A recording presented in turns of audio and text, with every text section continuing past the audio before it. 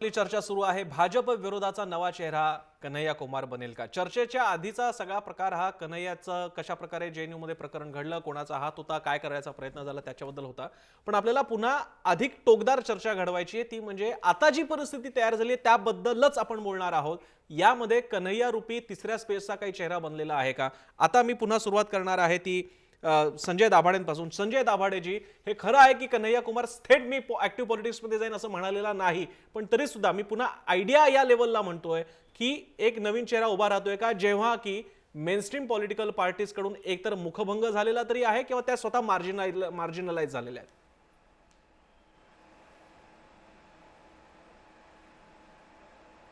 Hello, बोला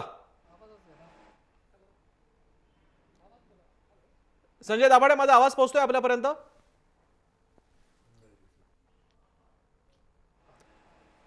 दाभाडेंपर्यंत बहुधा आपला आवाज पोहोचत नाहीये. विश्वंभर चौधरी, माझा आवाज पोहोचतोय आपल्यापर्यंत? हो हो हो. विश्वंभरजी, मी तोच प्रश्न दाभाडेंचा तुम्हाला विचारतोय.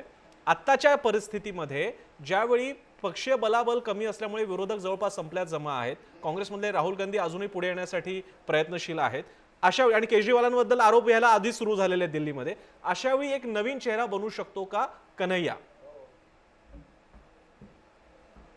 मला वाटतं की it is too early to say anything. तो राजकारणात जाईल असं मला आत्ता वाटत नाही. मला असं वाटतं की कालच्या त्याच्या भाषणावरून की तो विद्यार्थी चळवळींना जेएनयूच्या धर्तीवर इतर ठिकाणच्या चळवळींचा तो नेता होईल आणि कदाचित तो विद्यार्थी चळवळीतून ती पुढे नेईल, विच इज अ स्ट्रॅटेजिकली म्हणजे व्हेरी गुड प्लॅन असं मला वाटतं. की हे जर विद्यार्थ्यांचं आंदोलन झालं, जेजेपीचे आंदोलन हे तरुणांचं आंदोलन झालं, म्हणजे मला जर समजा कन्हैया, मला कुठलाही शक्यता नाही सल्ला विचारण्याची, पण समजा मला विचारलाच गेला तर मी असं म्हणणार की कन्हैयानी हे विद्यार्थ्यांचं जे स्टुडंट्स पॉलिटिक्स जे आहे, जे की आता स्ट्रॉंग करण्याची गरज आहे, ते स्ट्रॉंग करण्याला त्यांनी प्राधान्य दिलं पाहिजे असं मला वाटतं. मी कन्हैया मधून फॅसिनेशन मला जरूर झालंय, पण कन्हैया लगेच नेता होईल असं काही मला वाटत नाही, कारण आता तशी परिस्थिती नाही. केजरीवाल किंवा यांचा उदय आणि हे वेगळे प्रकरण आहेत आणि त्या प्रकरणांचं आपल्याला काही आज विश्लेषण करण्याचं कारण नाही, पण लगेच तो पॉलिटिकल पार्टी फॉर्म करणार नाही हे जरी खरं असलं तरी प्रसन्न एक झालेला आहे की देशात कुठेतरी मोदी सरकार आल्यानंतर एक विचार बघा तुम्ही, देशात मूळ धरू लागलाय, संघटनेला उत्तर संघटनाच आहे असं आजचा तरुण मानत नाही बरं का, हे मला सांगितलं पाहिजे. कदाचित आमची पिढी, आमच्या आधीची पिढी ते मानत होती, पण आजचा तरुण संघटनेला उत्तर विचार हे आहे, हे आता कुठेतरी एस्टॅब्लिश करत चाललंय. हे कन्हैयाच्या निमित्ताने मला दिसतंय. त्याला वाटतं की नगाला नगाची गरज नाही, संघटनेला संघटनाच नाही, पण तो विचार पर्क्युलेट करतो. तो विचार आता असं झालाय की फेसबुक, ट्विटर सारख्या माध्यमातून तो विचार फार लवकर झिरपत जाऊ शकतो आणि त्यामुळे आता माहिती क्रांतीच्या युगात एक माणूस हाच एक संघटन आहे खरं म्हणजे, आणि त्याच्या ब्रेन मधून येणाऱ्या गोष्टी तो तशा संक्रमित करत असतो. त्या दृष्टीने मी कन्हैयाकडे पाहतो. पण तुमचा जो एक प्रश्न आहे तो अण्णांच्या संदर्भातला आहे, त्याला मला उत्तर द्यायला आवडेल. अण्णांचा आणि कन्हैयाचा फॉर्मॅट वेगळा आहे. अण्णांचं वय कन्हैयाच्या दुप्पट आहे आणि अण्णांची सगळी आंदोलनं ही थांबूनच झालेली आहेत. म्हणजे अण्णा हजारे झाले का याचा असा अनुचित आहे की आता अण्णा थांबले तर ते तसं मांडणं धोक्याचं होईल. अण्णा योग्य वेळी योग्य मुद्द्यांसह पुन्हा मैदानात येतील. 7 कायदे आणताना अण्णा 7 वेळा मैदानात आले, 19 उपोषण झाली, त्यामुळे अण्णा पुन्हा मैदानात येतील याबद्दल माझ्या मनात पुन्हा मैदानात आला तर केजरीवालची जागा कन्हैया घेईल का? मला वाटत आता तरी मला तशी काही सध्या शक्यता वाटत नाही, परंतु जर समजा कन्हैया किंवा केजरीवाल तरुण हेच म्हणणार देशातला की मला परिवर्तन पाहिजे, तर मग तो त्यातला जो त्याला चांगला ब्रँड वाटेल त्याच्या मागे तो तरुण जाईल असं मला वाटतं. म्हणजे आता त्याच्याबद्दल बोलणं हे खूप लवकर होईल असं मला यदुनाथ देशपांडेंकडे जाण्यापूर्वी दाभाडेजी, माझा आवाज पोहोचतोय आपल्यापर्यंत? हो, येतोय. दाभाडे, माझा प्रश्न आता पुढचा खरं तर असा आहे की कन्हैया राजकारणात येईल न येईल हा पुढचा भाग आहे, पण एक मोमेंटम तयार झालेला आहे भाजप विरोधातला, भाजप समोर उभा राहील असा. हा क्षण डावे पकडणार की नाही, आणि पकडायचं झालं तर तुम्ही काय करणार? मी म्हणून कन्हैया हा चेहरा शब्द वापरतोय, व्यक्ती नव्हे. असा कन्हैया, अशी आयडिया, कन्हैया रूपी आयडिया डावे देणार की नाही?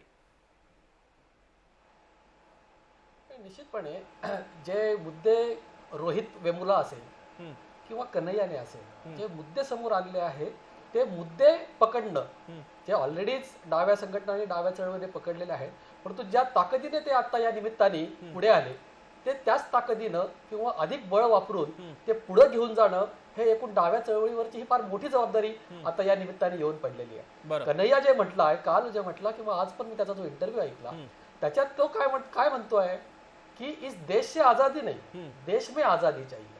आणि ती आजादी कशापासून?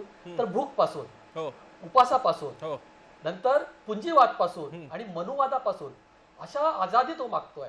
आणि त्याचं आज तो जे म्हटला त्याच्यामध्ये त्याने सांगितलं की या देशामध्ये बाबासाहेबांनी एक व्यक्ती एक मत दिलं, हो.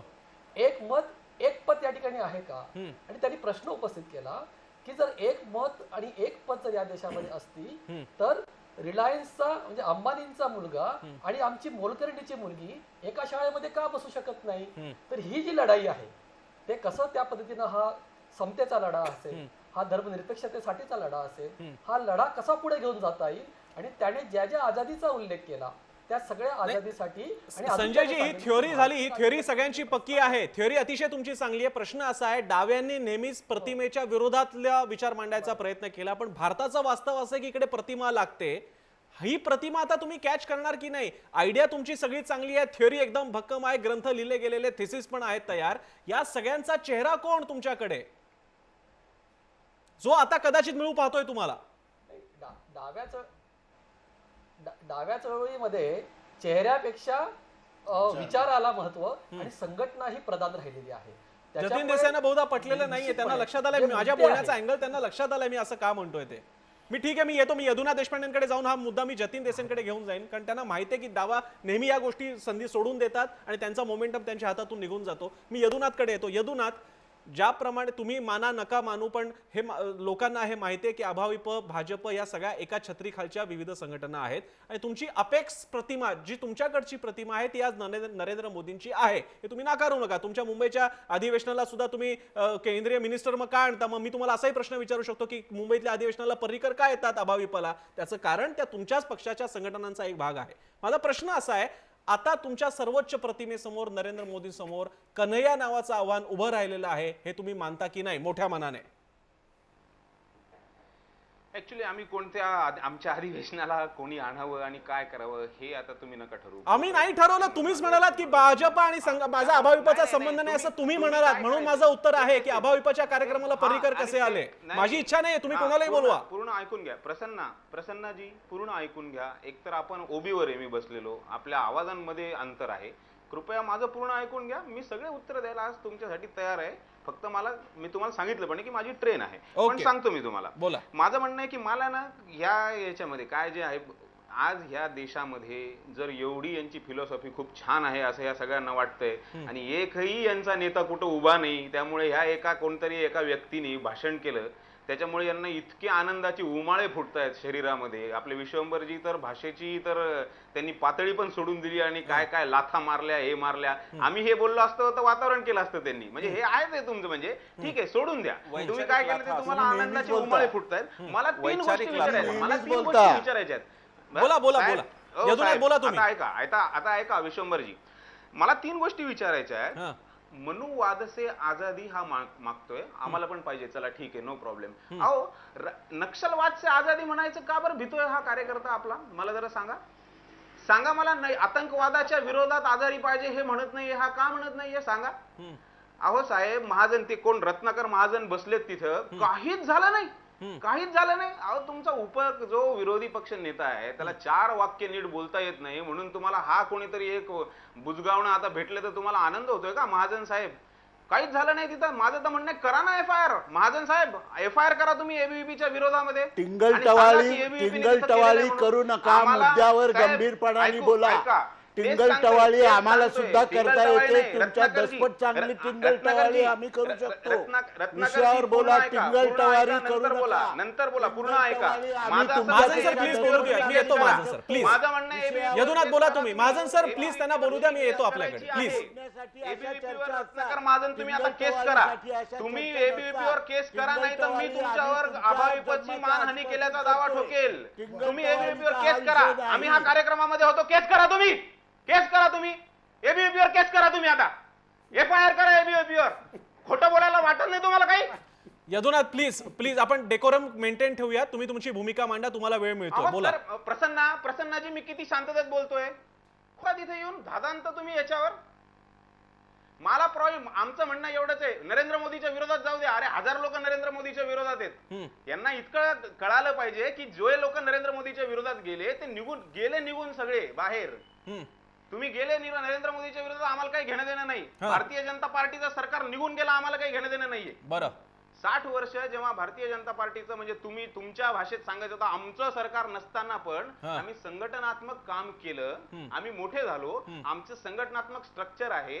4 कॉलेजेसमध्ये जाऊन बघा, मी महाराष्ट्रातल्या कॉलेजमध्ये फिरतो, मी कोकणमध्ये फिरतो, माहितीये काय JNU मध्ये चाललंय, JNUच्या विरोधामध्ये किती राग आहे कार्यकर्त्यांच्या आणि विद्यार्थ्यांच्या मनामध्ये, हे येऊन जरा बघा. मी प्रवास लावतो या सगळ्यांचा, तुम्ही प्रसन्नाजी तुमच्या माध्यमातून सांगा यांना, आणि मग दिसेल तुम्हाला खरं काय आणि खोटं काय ते. हे उगा तुमच्या त्या दिवशीचा त्या DSUचा कार्यक्रम तुम्हाला दाखवायचा नाही म्हणून ह्या सगळ्या गोष्टीवर पडदा टाकता तुम्ही, अभाविपचं नाव बरबाद करता तुम्ही. करा FIR, नाही तर मी मानहानी करणार आहे आता. आणि नेहमी ह्या चीनचं युद्ध झालं, चीनच्या युद्धाच्या वेळेमध्ये कोण करतं? कम्युनिस्ट पार्टीची कामगार संघटना रेल्वेचा बंद करते. का? कारण की आर्म्स अँड ॲम्युनेशन पोहोचले नाही पाहिजे सरहद्दीपर्यंत. ही देशभक्ती आहे तुमची. तुम्ही 1990 मध्ये तिरंगा फडकवू नका हे सांगता उस्मानिया युनिव्हर्सिटीवर, आणि तिथे आमच्या कार्यकर्ता जेव्हा तिरंगा फडकवायला जातो तेव्हा 15 लोकांचं तुम्ही हत्या करता. ही देशभक्ती आहे कम्युनिस्ट पार्टीची? का नक्षलवादाच्या विरोधामध्ये ज्या ठिकाणी काही काम केलं पाहिजे असं वाटतं त्या याच्यामध्ये तुम्ही कुठेच दिसत नाही? का नाही दिसत मला? हे याचे प्रश्नाचे उत्तर द्या ना. ठीक आहे, यदुनाथ मी विचारतो प्रश्न. उद्या जाऊ द्या, आम्हाला काही घेणं नाही भाजपचं. यदुनाथ, तुम्हाला देणं घेणं नाहीये भाजपचं, हे 100% मान्य मी केलं असतं जर का तुमच्या अधिवेशनाला मग पर्रीकर काय येतात हे मला कळत नाही, पण हरकत नाही, तो तुमचा स्वायत्तता आहे, ती तुम्ही नक्की निर्णय घ्या. मी तुमचा प्रश्न विचारतो. तुमचा कुठे RSSचा? मी आहोत देशपांडे, तुमचा मुद्दा विचारतोय दाभाडेंना मी. स्वातंत्र्य चळवळीमध्ये विश्वंभर चौधरींना विचारा, त्यांनाही डायसवर बोलवलं एकदा पिंपरी चिंचवडच्या कार्यक्रमात, परवाच्याच. ते मान्य करणार नाहीत आता, पण पिंपरी चिंचवडच्या एका कार्यक्रमात विश्वंभर चौधरी पण येणार आहेत. म्हणू का आता विश्वंभर चौधरी आमचे कार्यकर्ते आहेत? म्हणा ना तुम्ही पण त्यांना, विश्वंभर चौधरी ABVP चे कार्यकर्ते झाले का? याला काय अर्थ आहे? आम्ही कोणाला बोलवायचं काय नाही, हे आता आमच्या मंचावर म्हणजे विश्वंभर चौधरी ABVP संघ भाजपा कोणाच्याही व्यासपीठावरून बोलायला तयार आहे. चला, तुम्हाला मी आव्हान देतो, कोणत्याही व्यासपीठावर येऊन बोलायला मी तयार आहे. आम्ही पळून जाणारे नाही, घाबरणारे नाही. आणि ते काय जे तुम्ही सांगताय ना नक्षलवादाचं, अहो तुमचं सरकार येऊन 1.5 वर्ष झालं, काय केलं मोदींनी नक्षलवादांच्या विरोधात? एक ऍक्शन दाखवा नक्षलवादांच्या विरोधात मोदींनी केलेली. तुम्ही जे इतरांना म्हणता डाव्यांना नक्षलवादाच्या विरोधात कोणती ऍक्शन झाली मला सांगा. विश्वंभर चौधरी, तुम्ही उगा काही बोलायचं म्हणून बोलू नका. ते तुमचं काम आहे, ते तुमचं काम आहे. ठीक आहे, मी यदुनाथ आणि विश्वंभरजी आपल्या दोघांना थांबवतो. मला स्पेसिफिक प्रश्न घ्यायचे आहेत. आपण ते जर का स्कोर सेटल करत गेलो तर मग अंत उरणार नाहीत. मग गरिबीवरती काय केलं, मग काँग्रेसने काय केलं, मग सगळं मग ती चर्चा वेगवेगळी होत असते. पण एक प्रश्न जो विचारलेला आहे यदुनाथचा, लॉजिक पातळीला, मी तो दाभाडेंना विचारतो. दाभाडेजी, हे खरं आहे, आपल्याला मनुवाद, आपल्याला भांडवलशाहीवाद, किमान डाव्यांना तरी, खास करून सामंतवाद, या सगळ्यांच्या विरोधात आझादी पाहिजे. पण आपल्या भाजप अभाविपवाल्यांचं म्हणणं असं आहे की या सगळ्या घोषणांमध्ये एक नक्षलवाद से आझादी का नाही? याचं काय उत्तर आहे आपल्याकडे?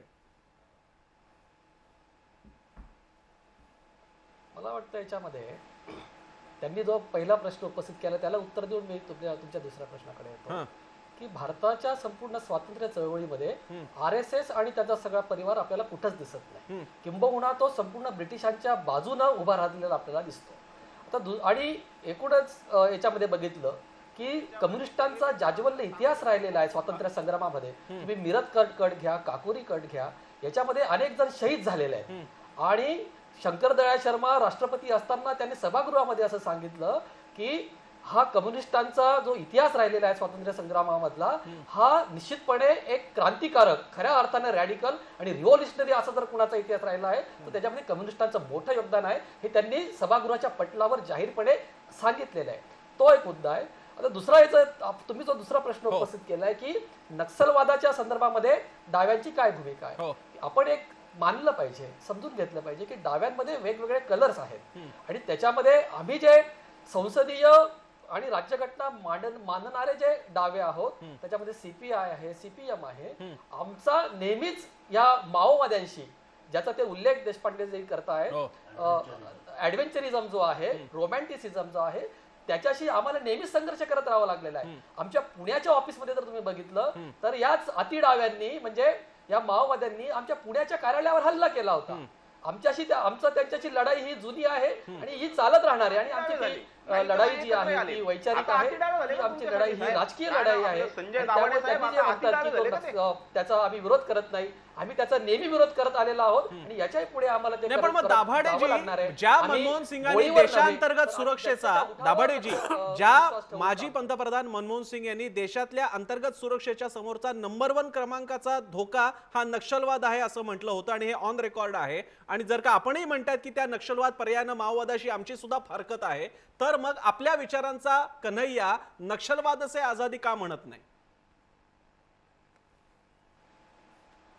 असं प्रत्येक शब्दाचे शब्द बोललंच पाहिजे असं काही नाहीये. त्याच्या संपूर्ण त्याने त्याच्या उक्तीतनं नव्हे त्याच्या कृतीतनं आता आम्ही हे बोललो राज्यघटना आता आम्ही हे बोललो तर समजा सोयीचं असं तुम्ही म्हणणार ना. भारतीय राज्यघटना जी आहे ती आमच्या संपूर्ण चळवळीचा, आमच्या विचाराचा आधार आहे आणि आम्हाला जे सगळं काम करायचं आहे ते संपूर्णपणे राज्यघटना घेऊन पुढे जायचं आहे. भारतीय राज्यघटनेची प्रस्तावना आम्हाला अंमलबजावणी करायची आहे, ती लढाई पुढे घेऊन जायची आहे. ठीक आहे दाभाडेजी, आपण त्याच्यात एवढं नको खोल जायला, कारण भारतीय घटना मानायची, पण नेहरू हे कसे भांडवलशाहीचे हस्तक असणारे होते आणि भारतीय लोकशाही ही कशी भांडवलशाही प्रधान बुर्जवा लोकशाही आहे असं सुद्धा म्हणायचं. मला हे कधीच कळलेलं नाहीये कम्युनिस्टांचं, पण तो वेगळा चर्चेचा विषय ठरेल की अशा प्रकारे मोमेंटम तयार होत असतात. कधी त्याचं नाव JP असतं, कधी त्याचं नाव अण्णा हजारे, कधी त्याचं नाव हार्दिक पटेल असेल, तर आता त्याचं नाव कन्हैया आहे.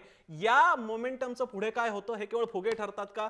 जर का एवढा सगळं आंदोलन उभं राहून नरेंद्र मोदींवरती टीका करून शेवटी कन्हैया म्हणत असेल की मला JNUतल्या खटमल जास्त महत्त्वाचे वाटतात, मग ते पलायन ठरेल का? सगळ्या मुद्द्यांना घेऊन आपण चर्चेच्या शेवटच्या टप्प्यात जाणार. विसरू नका, ट्विटरवरती तुम्हाला सुद्धा कौल द्यायचा आहे. तुम्हाला आपला प्रश्न आहे, भाजप विरोधी पुरोगामी शक्तींचा कन्हैया चेहरा बनू शकतो.